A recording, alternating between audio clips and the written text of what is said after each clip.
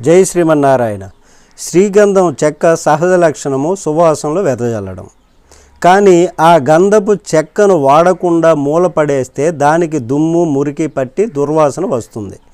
ఆ గంధపు చెక్కను శుభ్రంగా కడిగి సానరాయి మీద రుద్దితే ఆ గంధపు చెక్క నుండి సువాసన కలిగినటువంటి గంధం వస్తుంది. అవునా?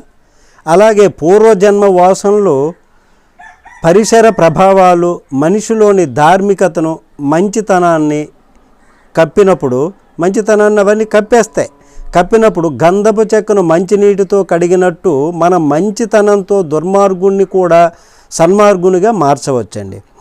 ఈ ప్రక్రియలో ఆ దుర్మార్గుణ్ణి శిక్షించవచ్చు, ఆ దుర్మార్గుణ్ణి సన్మార్గుడిగా మార్చాలి అనేటటువంటి సద్బుద్ధితో ఏదైనా చేయొచ్చు. తల్లిదండ్రులు పిల్లలను దండిస్తారు, గురువులు శిష్యులను దండించడము, ప్రభుత్వం నేరస్తులను దండించడము ఇలాంటిదే. జై శ్రీ